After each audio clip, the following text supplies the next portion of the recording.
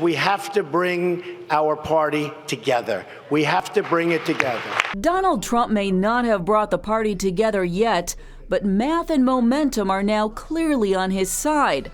On Tuesday, he won in North Carolina, Illinois, and Florida, bringing an end to Senator Marco Rubio's campaign. While it is not God's plan that I be president in 2016 or maybe ever, the fact that I've even come this far is evidence of how special America truly is. But in Ohio, Trump did fall to its governor, John Kasich.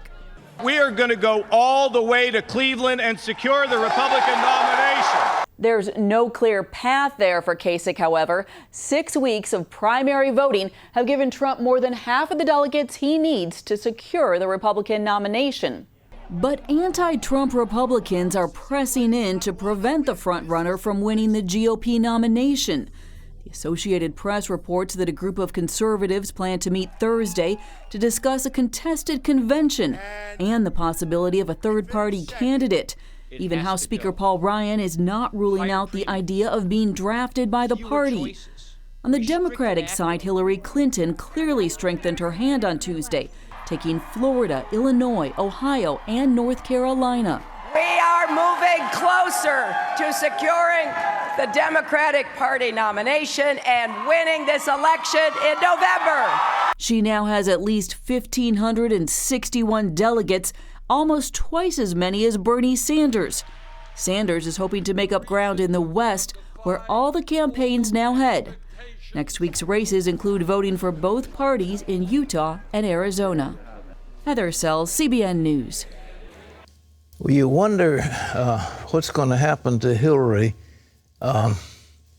Libya, falling apart. She pointed that as one of the achievements of her regime as Secretary of State.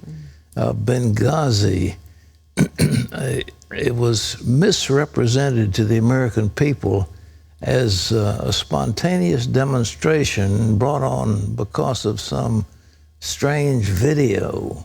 And they knew before they put it out that indeed it was a planned attack by an organized group affiliated with Al-Qaeda.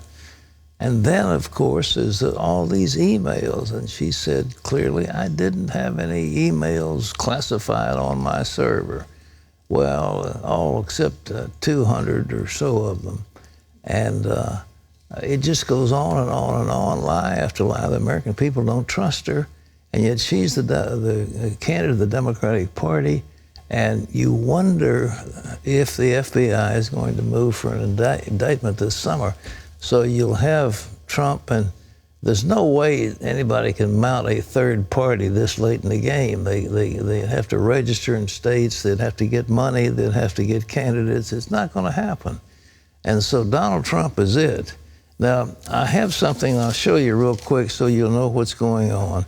Trump right now, according to what we have, has 621 delegates. He needs another 616, and it's going to be tougher and tougher to get them.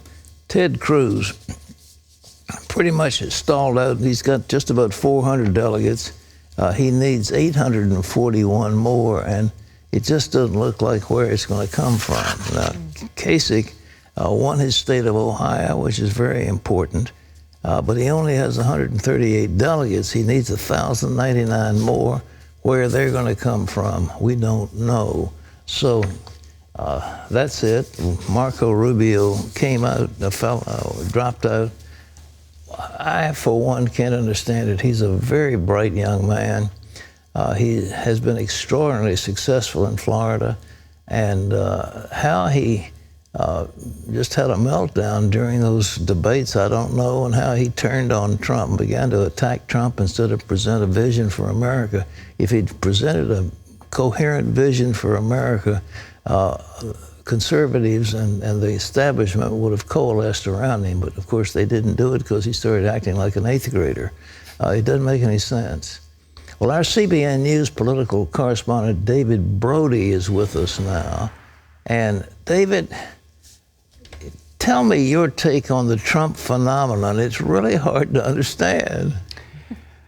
Yeah, it has all of us scratching our heads to a degree, but there is some reason for it, Pat, and there's actually quite a few reasons, but let's just start with this, and that is simply that, look, Donald Trump is doing well because, in essence, he is changing politics as usual. He's a wrecking ball. In other words, a lot of times, for years and years, we've talked about this idea that we're fed up with politicians, we're fed up with Republicans, we're fed up with Democrats. They hew to that orthodoxy of the party line, and that's it, and nothing gets done. Well, along comes Donald Trump, who, let's be honest, Pat, has basically said, you know, I want to be flexible. I might be 70% conservative, 90% conservative, 40% conservative. It depends on the issue.